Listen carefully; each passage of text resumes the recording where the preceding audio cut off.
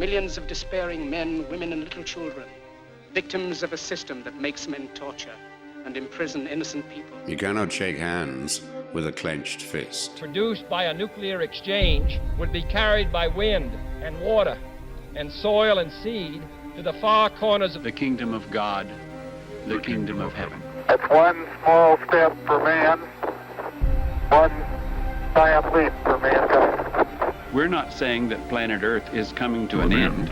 We're saying that planet Earth is about to be refurbished, spaded under, and have another chance to serve as a garden for another civilization. Most of the people in here are just your reflections. They're your mistakes. 1776 will commence again if you try to take our firearms. 1 million of the planet's 8 million species are threatened. You are what you repeatedly do.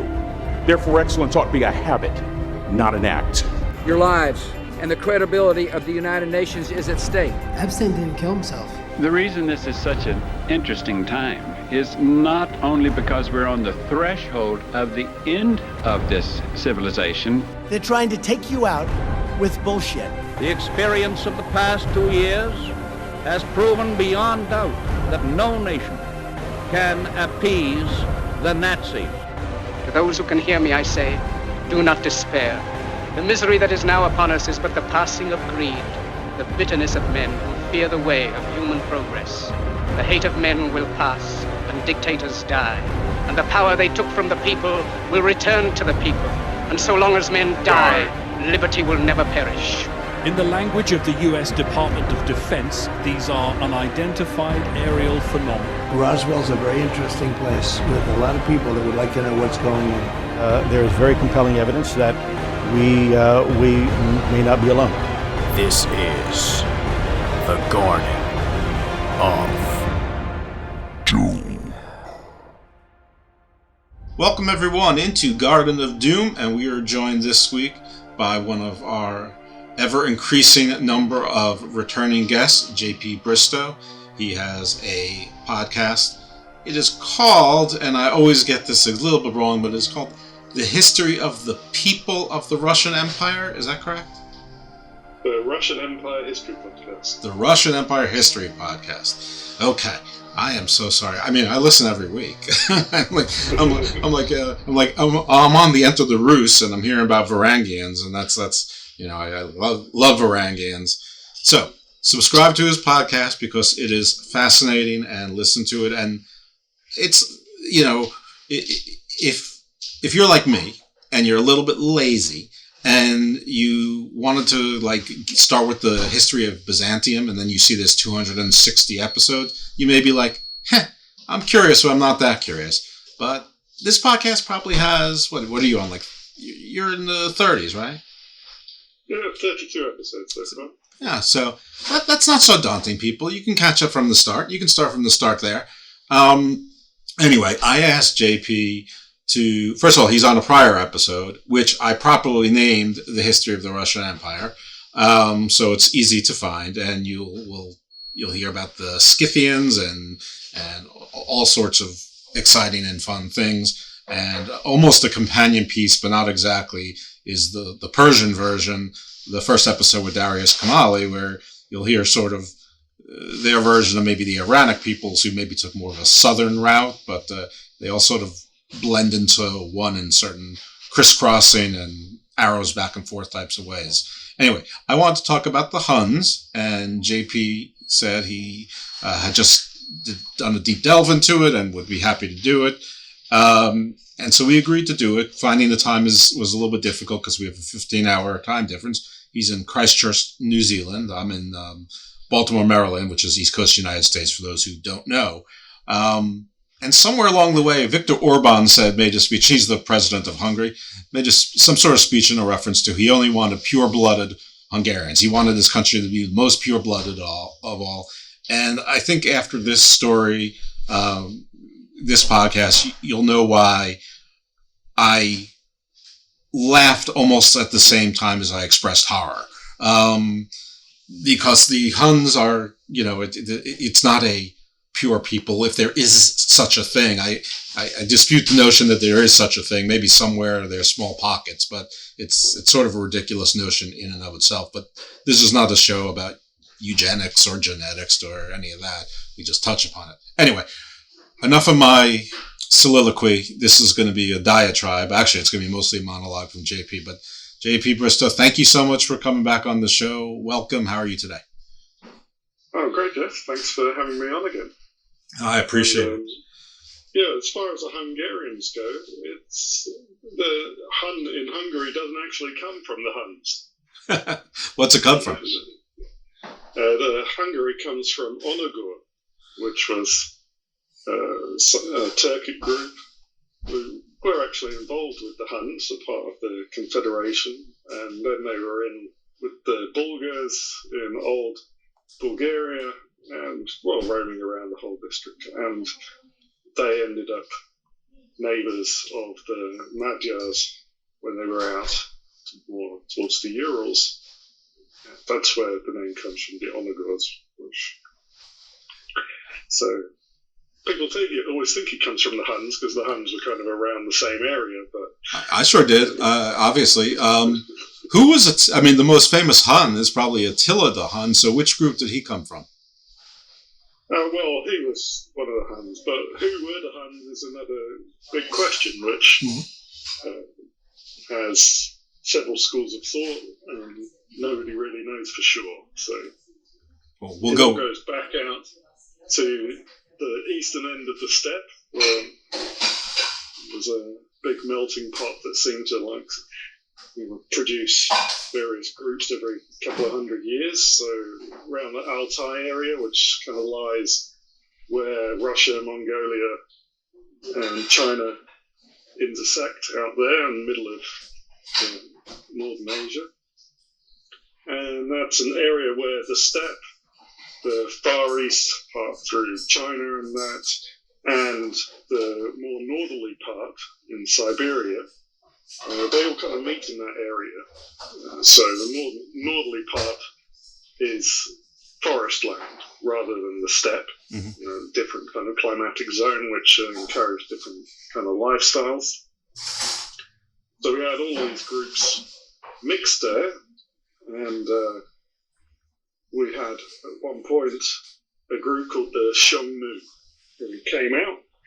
They kind of went more eastwards, and they had quite a long period of fighting with the Chinese, eventually forming their own dynasty in China.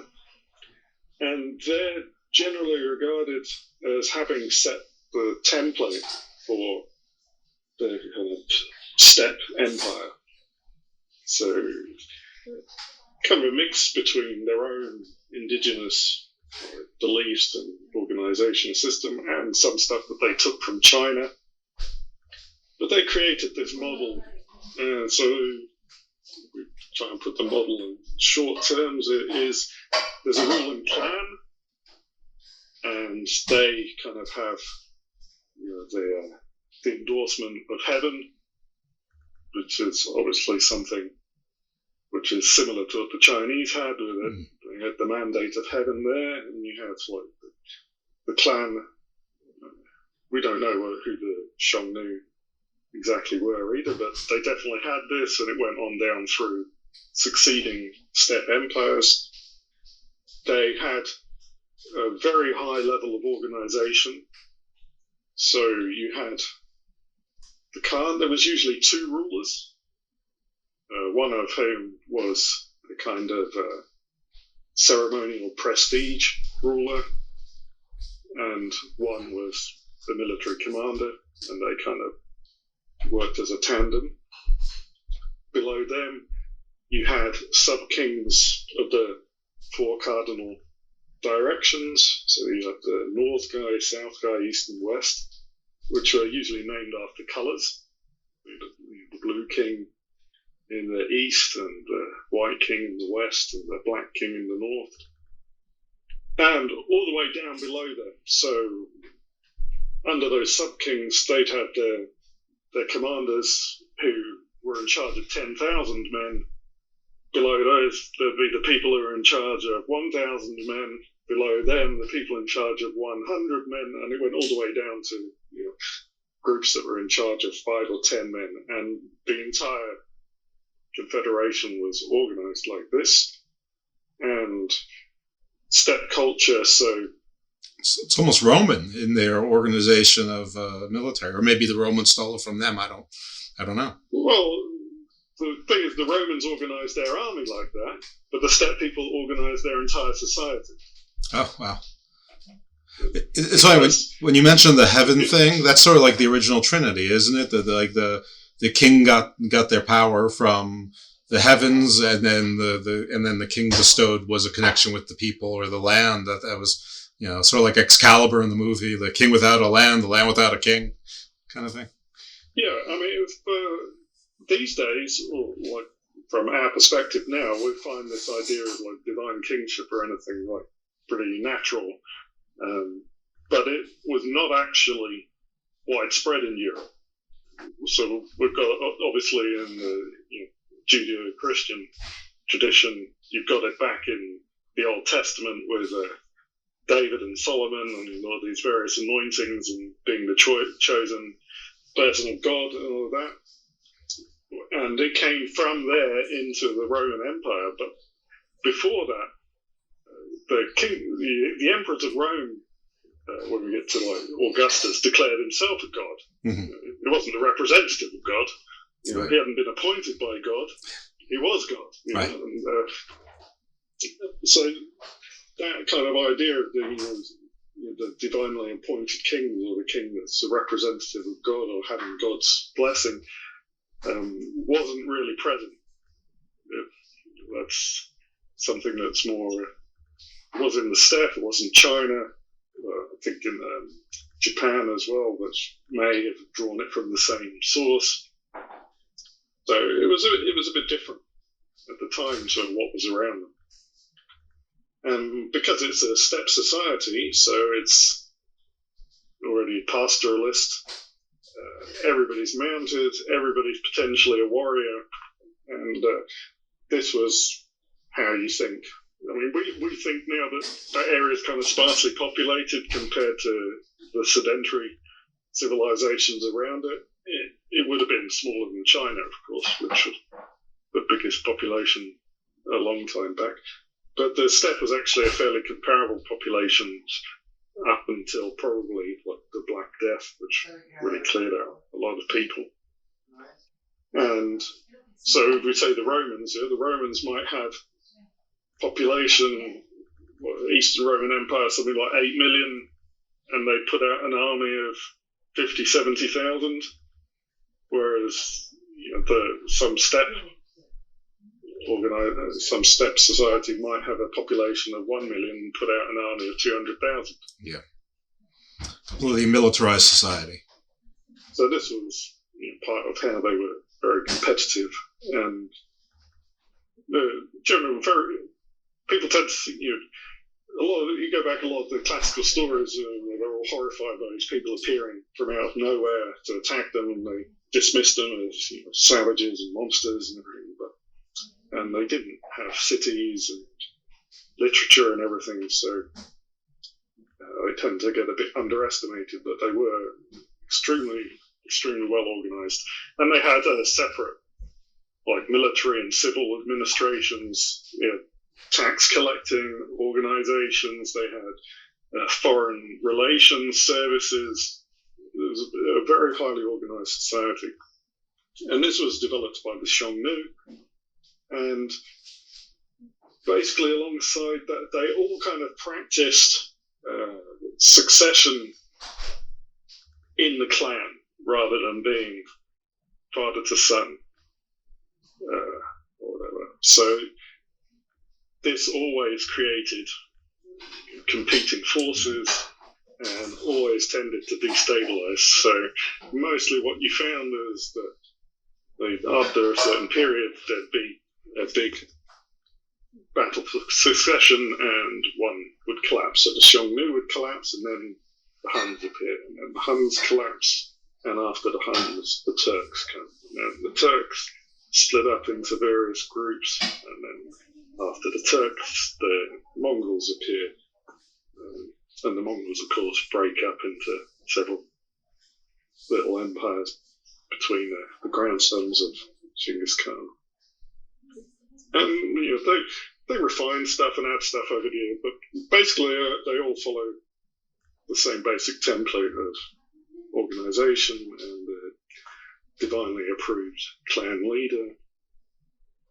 And so the Xiongnu, they were around for, I think, about 4 centuries before they fell apart, and they come back again later, but they fell apart for a while.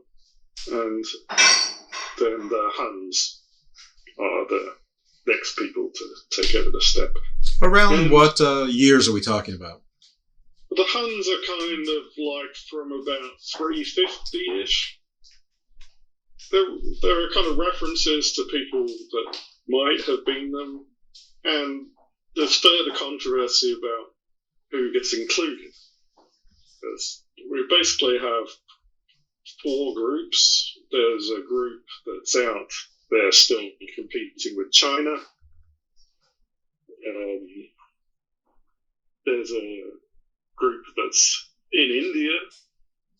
There's a group that's in Persia. And there's Attila's group that's entering Eastern Europe. And, history kind of goes in cycles of historians calling each other wrong. So they were treated as being all part of the same thing for a while. Then the pendulum swung away to saying they're all unrelated. They're all just claiming the name Hun because it's a prestige thing. And at the moment, it seems to be back to treating them as all being part of the same thing. But there's no kind of Hun ethnic group as such. Like with the Scythians, they were all kind of an Iranic people. The Huns are different. So we go back to that bit in Altai. So in Altai, we've got the East European groups coming from the far east of Asia, which were kind of like people, early Proto-Mongolians, people with that Eastern Asian appearance. From Siberia, we have Tungusic and Yeniseian peoples, like the ancestors of the indigenous peoples we have in Siberia today. Some people also say that there were people related to the North American Indians who came back across the Bering Strait and returned to Siberia. There and back again. And they were part of the elite that formed the Huns. Don't think that's a theory that has a huge amount of support, but there are people out there arguing this. And then they're also incorporating Iranic peoples that have been there since before the Scythians. They're still there for quite a while. When we get to the Turks, which is the 5th century, so following on from the Huns, also appearing in the Altai region, and their ruling clan is called the Ashina, and most historians say that word Ashina is Iranic-derived word, so the Turks may have had an Iranic ruling clan. But no one's really clear about who the Huns were. Some people say they were Yeniseian, some people say they were Iranic, some people say they were Turkic. The only words from the Hunic language that we have are like the names of people with a few tribes. They seem to be related to Turkic. But Turkic hadn't really emerged fully at that point, so they would be deriving from the same things that Turkic derived from. Were there any unifying features? I mean, oftentimes you can find a unifying language, a unifying religious belief. Was there anything that sort of held the Huns together that differentiated them from the other groups that seemed to be surrounding them and perhaps intermixing with them this time? There doesn't seem to have been in this case. The Scythians definitely had that, and other groups of Turks had very much Turkic language was their unifying factor there. But, most historians seem to agree that the Huns were always a multi-ethnic, multilingual confederation. Like Attila's Western Hunic Empire seems to have had 4 languages that everybody spoke, which was whatever Hunic was, Latin, Sarmatian, which was one of the Scythian languages, and the Gothic. And ethnicity is always like one of those things that's interesting as well for looking at. People have different ideas of what ethnicity means around the world. Even now, sometimes you'll see when Europeans sometimes hear Americans going, "Oh, I'm a French, German, Norwegian, Italian." It sounds a bit crazy, but historians see ethnicity not so much as your genetic heritage, but as a kind of practice. Mm-hmm. So if you say you're a Hun, and you ride a horse like a Hun, and you shoot a bow like a Hun, and you eat the same food as the Hun, then it doesn't matter if you're speaking Goth or Turkic or Iranic. So if you joined the Huns and started living as a Hun, you could become a Hun. I mean, I don't want to over-romanticize too much, but, it's sort of like, the myth of America. If you come here and act like an American, you're an American.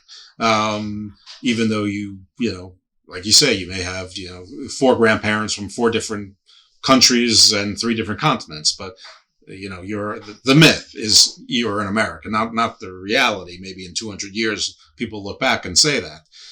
But if you were a Hun, whether you were, from Siberia or from China or from India or from further western in the steppes, if you came in and sort of joined this confederation, lived by whoever the leaders was, their sort of rules, and within their, if you drew your colors within their box, that you could be considered a Hun.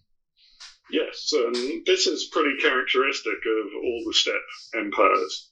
They have their law, and if you follow that law, you're pretty much free to do anything else. You can speak whatever language you want.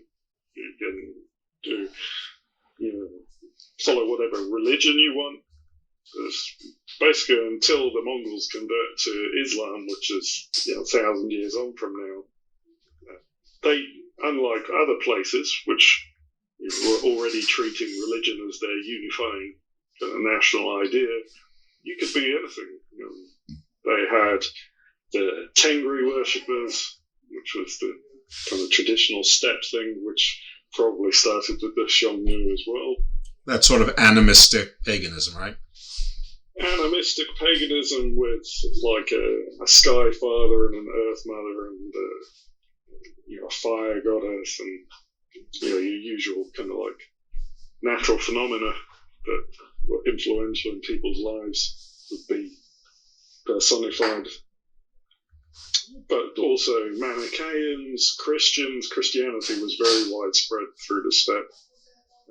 We have to stop for a second on Manichaeans, because Manichaeans, that's from that like magician, right? That there was a maybe Persian, and maybe it's something to do with the Christ story. What's Manichaean?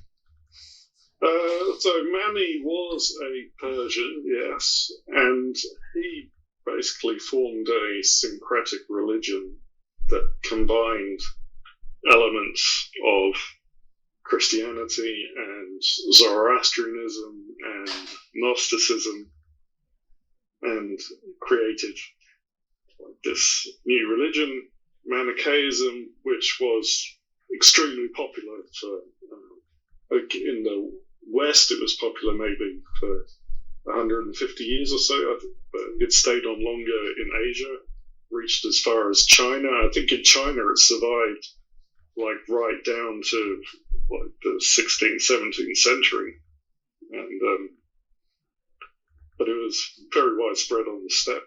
Like St. Augustine, I think, was a Manichaean before he became a Christian.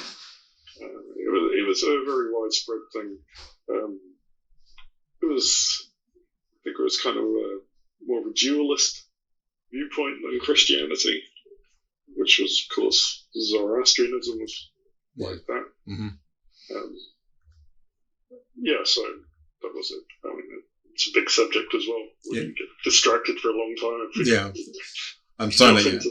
But anyway, it's on my list of things to search. The steppe were very, very open to anything like that. Genghis Khan's mother was a Nestorian Christian, and the Kyrgyz people were almost entirely Christianized, I think, at one point. So those kind of things weren't part of it. The main thing was they had their law, and you had to follow the law. Weren't the Khazars Jewish for a while? The Khazars were Jewish, and there were some other Jewish groups around. But that's another thing that gets argued about as well, of what it meant. Right. I think most people said that they want to be neutral between the Christians and the Muslims and be like a safe harbor for trade, and basically they made themselves Switzerland for banking. Yeah, and there's some other Jewish groups that were around there that left, like what we called it at that time, Judea, I guess, earlier. And so they missed out on subsequent religious reforms that were going on back in Judea, and they had their own form of Judaism that didn't incorporate everything from there. And there's also some Turkicized Jewish groups. So there's a few different things, which I guess are kind of like, you got some sects that have branched away from Christianity all over the place, and there's a group, the name escapes me for the moment, out in Iraq that were followers of John the Baptist that were still out there now. There's only a few thousand. I know who you're talking about. Waiting for the Messiah to turn up, but he's been prophesying 2,000 Is it Yaziki? No, the Yazidis are something different. I think it begins with N, but it was escaping me just at the moment. Okay. So there's all kinds of groups around, and were the Golden Horde Huns, or is that something entirely different? Golden Horde, no, they're much later. So that was one of Genghis Khan's grandsons took over that, and they were Mongols and a Turkic group called the Kipchaks. So the Volga Tatars, for example, are descended from them, and not related to the Huns really at all. No. No, between the Huns and the Mongols, you've got the Turks, who were the first empire to control the whole steppe from the east to the west. They broke up into a variety of groups. So we had the Bulgars came out to them, and then the Khazars,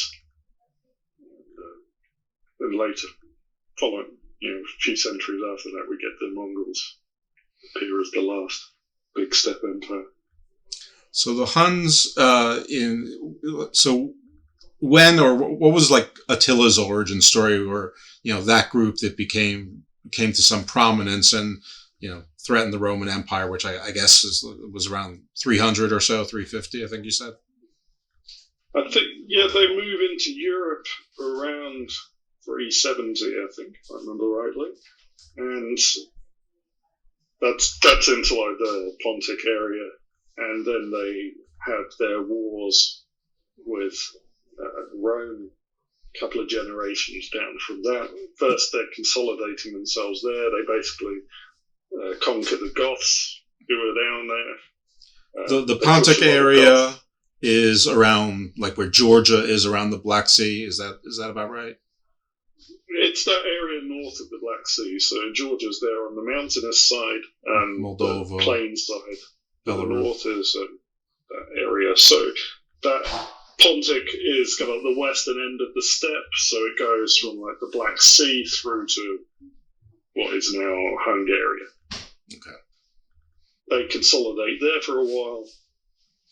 And, Then there's Attila and his brother Bleda, back again on that dual kingship thing. And yeah, so I think it's about 440, I think they start, if I remember rightly. I was trying to lose the dates. Yeah, I think around the 430s, 440s, 450s is when they had their main fights with the Roman Empire. So they have several run-ins with Eastern Rome first, obviously, because that's where they were. So, and they're basically doing the usual steps thing of trying to get the people to pay them tribute and let them trade.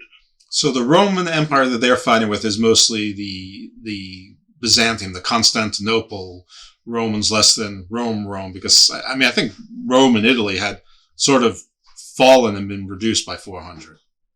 No, this is they're kind of not fallen, actually. They're kind of on the up at the moment, and this is one of the interesting points that's debated around the Huns, is what was their role in the fall of the Western Roman Empire. But when they come out, they are still both there.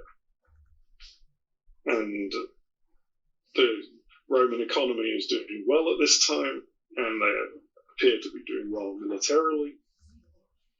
But the Huns pretty much decimate the Eastern Roman Empire. They depopulate Thrace and the Balkans.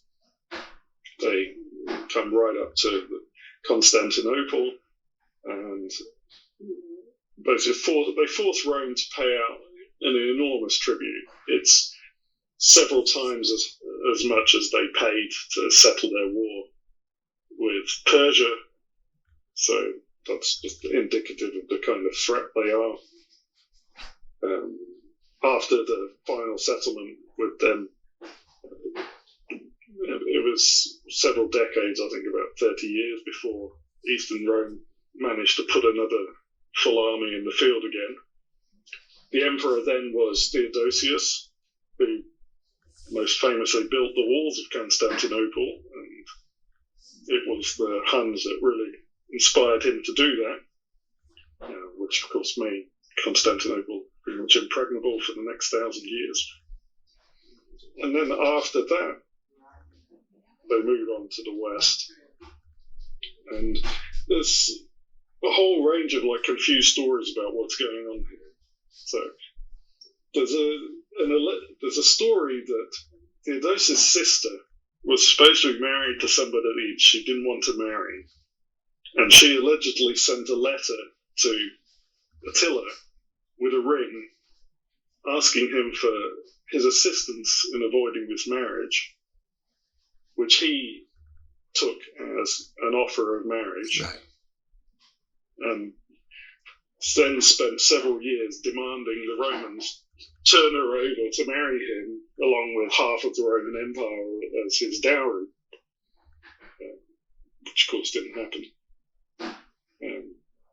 But around the same time, we should mention as this, those other groups of Huns that talked about that may have been Huns and may not have been Huns, or these people that were calling them Huns, they also defeated the Chinese, they defeated the Guptas in India, and they defeated the Persians. So basically, the four great empires that are surrounding the steppe were kind of all basically brought to either defeated completely and replaced or severely curtailed. Right, so Rome was not, this unstoppable force then. It was just one more contender. Rome was just another contender. Rome had been fighting Persia for 300 or 400 years at this point, without being able to defeat it. They were two evenly matched empires, and the Huns beat both of them, and had the emperor's envoy to Attila Priscus. He wrote a description of how he went to attend negotiations, and Attila said, maybe we'll just conquer the whole of the Roman Empire. And Priscus seems to have taken it completely seriously as something that they might have been able to do if they wanted to do it. But right. In the end, it didn't happen because Attila died. But after the East, they went west, and they had a big famous battle there, the Battle of the Catalonian Fields, which is one of those things you can find, I think, about 1 million different interpretations of it, from people who say it meant nothing to people who say it completely determined the entire history of Europe ever after. In this battle, the Hun Confederation fought the Western Roman army with their barbarian allies. The main account that we have of this is written by a guy called Jordanus, who was he was a historian who was trying to kind of legitimize the Goth. See if it's going again. Yeah, we had a little Zoom disconnection there, folks, but yeah, it looks pretty seamless on my side. So, yeah, you were at the Battle of Catalonia, I believe. The Battle of Catalonian Fields, yes. So, we have an account of the battle by this guy called Jordanus, who was writing to promote and legitimize the Goths. So, for him, the Goths are the Romans' great allies here. And he writes this rather confused account of the battle, which he says the Romans and Goths won. But in the course of winning, the Goth leaders are killed, the Romans flee in terror, they're holed up in their camp, desperately shooting arrows as the Hun army surrounds them, and they all think they're going to die, but then a couple of days later the Huns just pack up and go home. And so since the Huns have gone home, they declare themselves the victors, right, even though their army's been wiped out and their leaders are dead. And this often gets taken at face value that the Romans beat the Huns, but the Huns were actually on their way home from a previous campaign when the Romans caught them, so they just carried on going home after they had, to all accounts, defeated the Romans, since the Huns remained in charge of the field at the end of the battle, and the Romans were unable to do anything about it. Yeah, an entirely different mindset on warfare, I guess. Yeah, they had their campaigning season, they went out in the summer, they went home in the winter, and they just weren't too bothered about it. And there's a lot of discussion around this, so of course, why the Western Roman Empire fell is one of the great questions of history that there are never-ending books about. And there are different viewpoints on this. We have like the kind of the classical viewpoint, the classical as a Greco-Roman focused thing, which all the reasons in this are internal to the Roman Empire. Right. They got fat and lazy, and they relied on mercenaries. They're the greatest empire, so nothing could possibly have caused it, right, other than themselves. Who else was around who could have defeated them? And against this, we've got the arguments that people analyse what's going on in Rome, and they had the 3rd century crisis, and now in the 4th century they were actually doing very well. Population was growing, economy was booming, they seemed to be well organised again. And then the Huns turn up and defeated them. And the army that the Huns destroyed at the Battle of the Catalonian Fields was the last Roman army that the Western Empire ever fielded.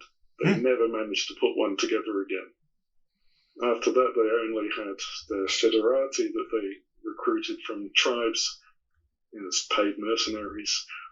And the Western Roman Empire never defeated a barbarian army again. Where is Catalonia? I think it's somewhere kind of like Eastern Gaul. Okay. So sort of like France, Switzerland, Germany kind of Browns's area.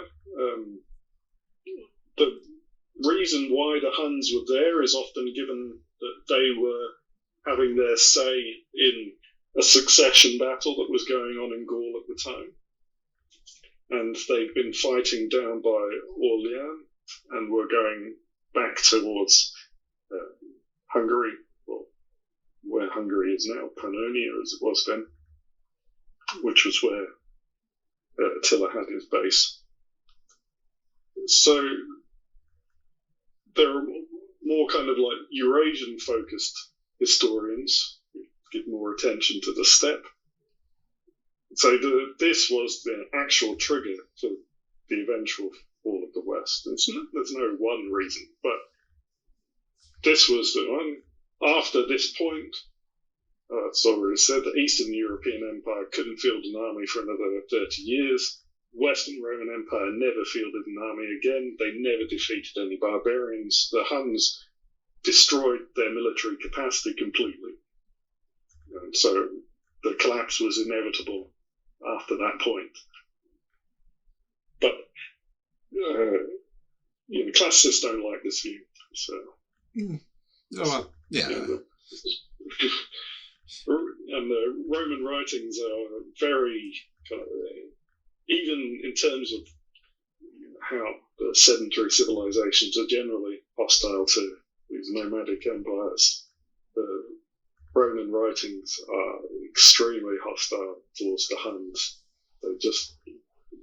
They deride them completely. They say just ridiculous things like they say that they don't have metal, that they only use bone arrow tips, and they don't know how to cook food. They warm meat by putting it like under their thigh while they're riding a horse. And they're ugly and filthy. They're completely derisive about them, which of course leaves open the question of, well, if they're so primitive, how did they completely defeat you at every battle that you came to? Right. It becomes the third grader excuse. I wasn't trying my hardest. If I was trying my hardest, I could have won.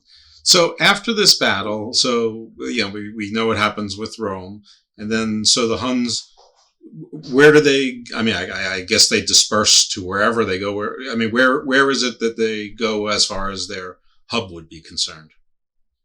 They go back to Pannonia, which is basically Hungary. It's that furthest tip of the steppe, which was where basically every steppe people that kept going west ended up in Pannonia, and so the Huns had their base there. So even though it's in Hungary, that's not why we call it Hungary, which is very confusing. Yeah, it's the next people that come and give it that name of Hungary. But they also attack Italy. They get more tribute there. But then, and there is talk then, like with Priscus, that this whole thing with the empress sister still going on, and Attila basically seems to be gearing up to conquer Rome, but he dies, according to legend, in the course of enjoying himself at a massive feast. He takes himself up to a heart attack and dies, whatever. But he's dead. Sorry, folks, we had the Zoom just cut out for a second there, so if there's a longer pause than usual, that's what happened. But JP's back, so okay, please continue. Yes, so Attila is dead, and what we have is that old steppe succession struggle, and essentially the Hun Empire just falls apart. So they get different groups split off. They controlled the Bulgars, who are in a kind of confederation of Turkic groups, including these Onagurs. The Goths split off, other Germanic groups. The Avars split away. The Avars form a new kind of smaller empire based on Pannonia. And then the Turks are starting to come through from the steppe as well. So if I'm understanding this correctly, and if you are correct, if Attila just sort of dropped his demands for maybe a wife, or maybe he wanted the wife just not half the empire, he probably could have forged some sort of deal with that. And, you know, we'd be talking about Attila as one of the top generals of the Roman Empire, or a governor, or something like that, and there might still be a Roman Empire. There might still be, but this again goes back to kind of the steppes thing, that they didn't want to conquer these empires. Attila wouldn't have actually wanted to rule Rome. Right. Because, these agricultural-based cities were no good to them. What they wanted was that Rome would acknowledge that they were in charge and would pay them regular amounts of gold and open up all of their markets to trading. Because, of course, we're out on the steppe again, so at this point, the Huns are controlling the Silk Road trade to China and India. So they're the mafia. They're the mafia. They don't really want to run the business, but they're in control of it as long as they get their tax and they're treated with respect. It's fine.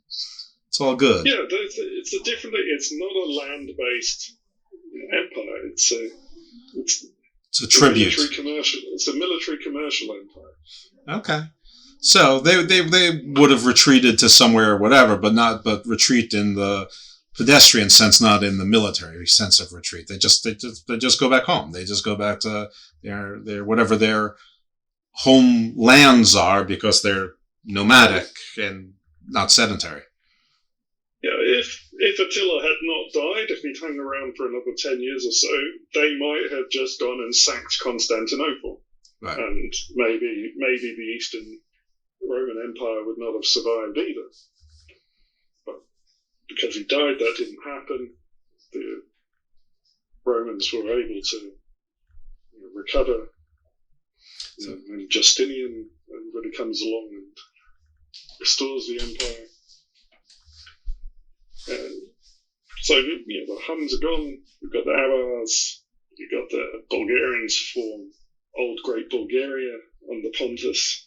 And, that's it. But there's several other things that come out of this, which I think there's a historian, I think he's at Melbourne University, Hyun-Jung Kim, who's particularly studies the Huns.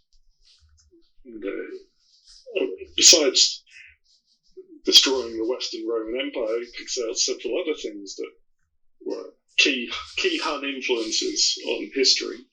And so the first thing is Germanic statehood. So before the Huns came, the Germans across Northern Europe, they were tribal societies.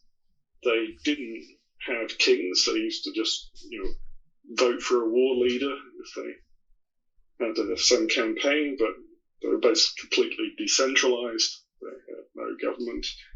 And after the Huns, all the Germanic peoples have centralized societies with a king who claims some kind of divine support. They'll be calling themselves the grandson of Woden or something. Mm-hmm. If we look at, say, the Merovingians, the Franks, the first Merovingian kings all had steppe burials, which we talked about steppe burials last time. They're all buried in kurgans. They're all buried surrounded by horses. They were famously, one of their identifying features was long hair, which the Romans tend to wear their hair short. The steppe peoples wore their hair long. So you've got strong steppe influence on those first Merovingian kings, among the Franks in France and in other Germanic areas. So he sees that the initiation of Germanic statehood, which of course also plays a role in the fall of the Western Roman Empire because they have a greater level of organization. That's one of the things that comes from the Huns. And also the division of the world into West and East, he sees as coming from this, because those Germanic kingdoms that started to appear, they refused to recognize Byzantium as the Roman Empire. Right, we're talking and saying Eastern Rome and Western Rome, but that's not the Roman usage. They saw it as just the empire. They had two capitals. It was all together. The Byzantines called themselves Romans forever, and there's a whole lot, centuries of correspondence between these peoples. The Byzantines keep saying that, I am the Emperor of Rome. And, Charlemagne, all these people say, no, you're not. No, I'm the Emperor of Rome. You're just Greeks in the East. Yeah. And they insisted on calling them Greeks, which is to drive the Byzantines crazy. Hyun and Kim, we would say that this was the first East-West split. Before that, it was just, it all ran from China to Spain. It was all just one thing. The Huns wouldn't have seen Europe as being something different and divided to Asia. It was all part of a continuum. And of course, when you're looking back from a European or American society, we tend to see Greek and Rome as European, but they were also in the Middle Eastern continuum at the time. North Africa was part of Rome. When Alexander the Great wanted an empire, he went to India. He didn't go to Portugal. There was always a... Pontic was Greek. Anatolia was Greek. Cappadocia. So there was not that Asian-European divide, and some people, scholars argue that this divide started to appear as a result of the Huns, the effects of the Hunic Empire in Europe.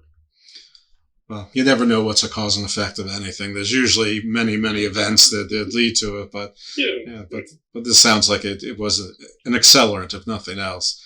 So we cured one misnomer, which I'm pretty sure I'm not the only person in the world that thought that Hungary was named after the Huns and Attila the Hun, and some sort of deal with the Romans, like sort of how Romania was given to a certain, I'll just say barbarians. Barbarians is a Greek word that basically just means the other, or others, or not Greek.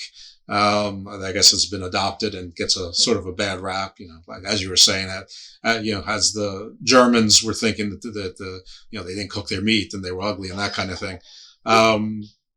So we found out that Jeff was wrong. Not a big surprise. The show is not afraid to find out that its host is wrong, because the entire purpose of the show is for me to learn along the way, and hopefully others do too. So Hungary, not named after Attila the Hun, although the Huns often considered part of this land as Hungaria or Pannonia, and were found there. So how did Hungary get its name then? So I've mentioned the Bulgars a few times, and so you had a Bulgar Confederation, which was one of the groups that emerged here. They were more Turkic, and they had several tribes there, and one of the main tribes was the Onagurs. And so the Onagurs were around there for quite a long time. So probably, from the Huns through to the Khazars, driving them out, it's about 300 years. They were at various times also barbarian allies of Byzantium. And so I already mentioned earlier on that the Hungarians were called Turks by everyone around them for a few hundred years. Right. And they had, although the Magyars are Finno-Ugrian people, they had a strong Turkic influence from these various other nomadic groups that they were allied with at various times, and had Turkicized culture to some degree. What's Finno-Ugarian people? I mean, I assume there's something to do with Finland is part of it, or at least the northern part? Finns are another Finno-Ugrian people, yeah. So the Finno-Ugrians, they are a group of people that emerged in the forest belt of Eurasia, on just over the eastern side of the Urals is most likely, and they migrated westward. So the Finns, the Estonians, the Magyars, which is what the Hungarians call themselves, in Russia, on that kind of western side of the Urals, there's several other peoples there, the Komi, Permiaks, Udmurts, these are all Ugrian peoples. And are they Slavs? That kind of, no, they're not. It's a different language group.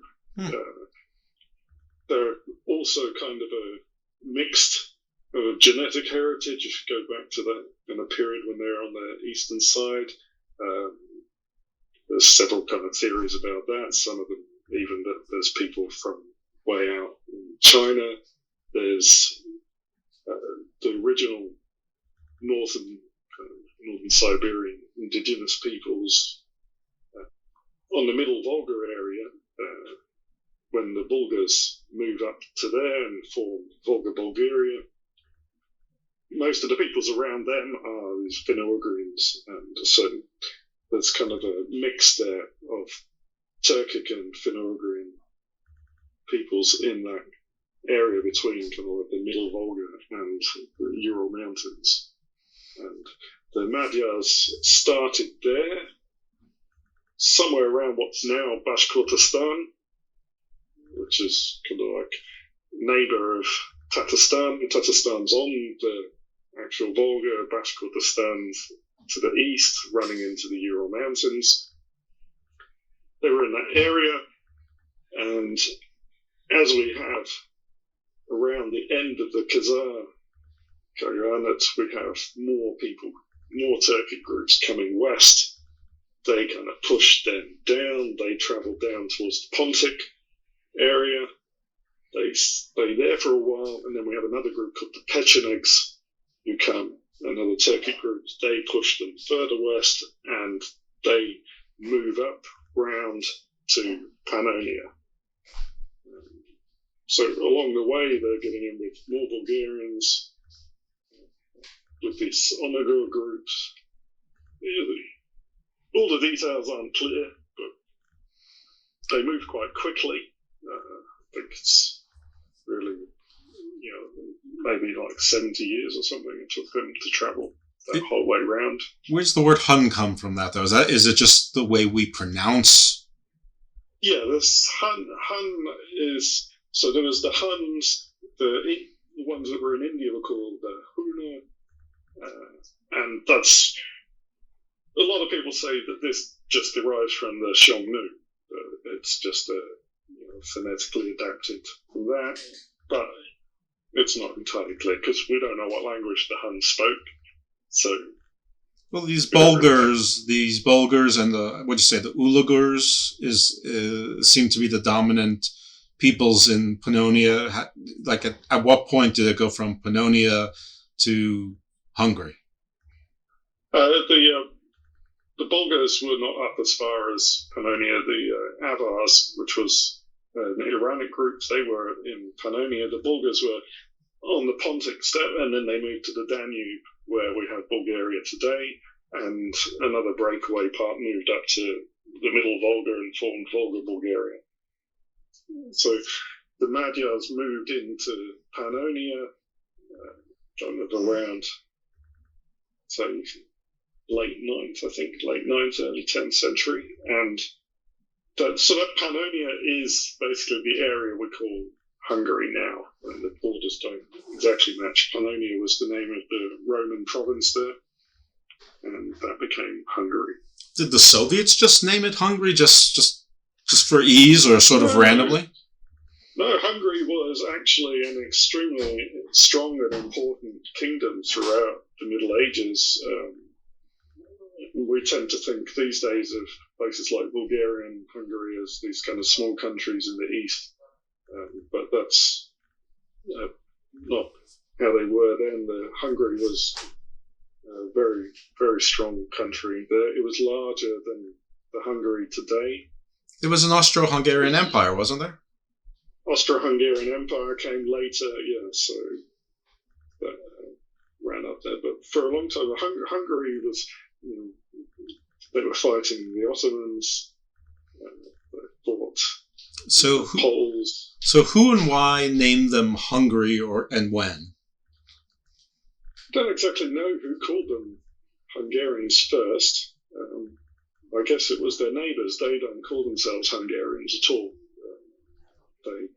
They call themselves Magyars, and the name of Hungary escapes me, but it's Magyar with some suffix there that means Magyar land. That's what they call it. And it translates to Hungary in English, basically. Yeah. It's like Deutschland, Germany. Gotcha. So it's a coincidence then that there was Attila the Huns, and those Huns came in.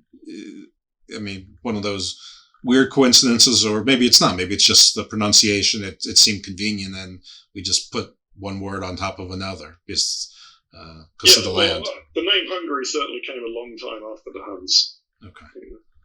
So we sort of know where the Huns began. We sort of know where they ended.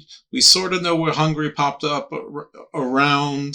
So it was, what did you say, around the 10th century is when it's sort of known as Hungary? Yeah, so like I said, there was the Avar Khaganate there.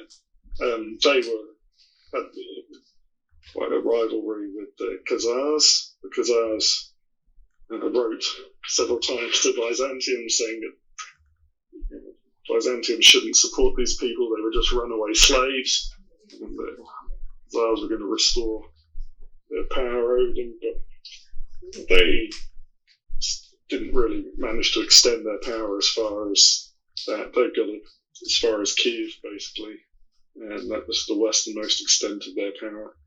The Avars were eventually taken out by the Franks, which was probably a bit before, maybe 100 years or so before the Magyars came in. There were Slavs around there for a while. But it's still kind of a messy. A lot of migrations going around, sometimes in circles. So sort of how every now and then scientists find this frog that they've never found before, and they just give it a name. Hungary was just there. There were people in there. They decided to call Hungary and say, "This is Hungary." And everyone's there like, "Whatever, call us what you want." Yeah, basically. Well, that's fun. So, I mean, it's sort of a country shrouded in mystery, and people shrouded sort of in mystery coming from a lot of different places, maybe with a coincidental root name, but the roots are from different trees, and we have a name. So the Huns, a lot more complicated than we thought, because there's different Huns, lots of Huns. Yeah, I think Hungarian history is generally pretty underrated. Most countries seem to have a podcast doing their history these days, but there isn't a Hungarian one, and somebody should do it, because people don't really know much about it. Well, you would get at least one listener from me, and that sounds like maybe two from you. So, I mean, that's a start. That's not bad. All right. Well, I feel like my ignorance is a little bit justified, because it doesn't sound like anyone's really truly expert on neither the origins nor the end. It's the middle is, seems to follow a template, as you say, similar to the Mongols and the Turkics and the Iranics, generally moving from east to west, and sometimes south and sometimes north, and sometimes here and back again. And I mean, I love the Avars particularly, because the king's name is Alaric, and I have no idea how I know the name Alaric, except I remember it as a child. So when I hear Alaric, king of the Vandals and the Avars, I get all excited. Or the Visigoths and something. He was like the king of two things and went into northern Africa, then went back into Spain, and all sorts of fun stuff like that. But I think that Alaric was a bad guy in like a swords and sorcery book that I read, like for kids, like a fourth grader level, like Lord of the Rings kind of thing. Anyway, not particularly important at the moment. I thank you for trying to clear that up and giving us your knowledge. How can people follow you? Where can they support you? Where can they find you? They can find me on Twitter, Facebook, Russian Empire History Podcast. There's RussianEmpireHistoryPodcast.com. And the podcast is on all the platforms, I think, so find it anywhere. Yeah, I get it on Apple. It comes, it drops to me when, all the time. We just had Enter the Rus 2 or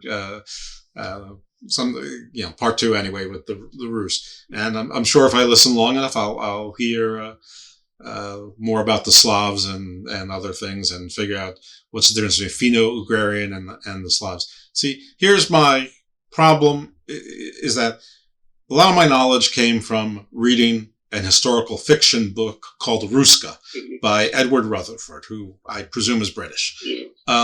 Great book. Introduced me to Finno-Ugarian, but that was sort of it. Then it talked about the Alans, and that was sort of it. So it led me to believe that the Finno-Ugarians and the Alans were, basically sort of like this Aryan horde of, by Aryan I do mean it in the blonde hair, blue-eyed, last 100-year perversion of the word rather than the original version of the word. Turns out that that's probably not entirely true, but there is something to it. There were, of course, some people with blonde hair and blue eyes, but that was not the definition of the people. So Edward Rutherford, I shake my fist at you, but you're shaking, but he's shaking his fist back at me saying, "It's fiction, dude. Do your own research." And he's right. So. In some of the Finno-Ugarian languages, because the Finno-Ugarians were the people of the forest and the Aryans were the people of the steppe. They were border rivals, and in some Finno-Ugarian languages, Aryan means slave. Oh, great. And in some language, Slav means slave. I mean, the world's complicated. That's the one thing I think we should all take from. The world is complicated. There's basically nothing that's simple. And I guess that's what makes it interesting, as long as we keep that in mind. So, all right. Thank you very much, folks. Definitely subscribe to his podcast. Become a Patreon if you like. I don't take Patreon, so if you were inclined to give me $5 a month or whatever, give it to him. I'm not doing that, not yet anyway, and probably not ever. So, is there anything that you want to leave us with? No, just if you're interested in this kind of thing, and I'm talking about in my podcast, the byline is it's the history of all the peoples of the Russian Empire. So we're not just talking about the Russians or even the Slavs. We're going to be dealing with the indigenous peoples of Siberia, the Finno-Ugarians, the Tatars, the Caucasian peoples, all of them. So.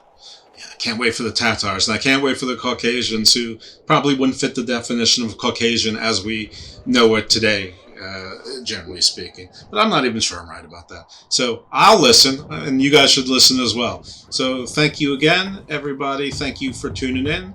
Give us a rating and a review and 5 stars, and you will hear from us next week in the Garden of Doom.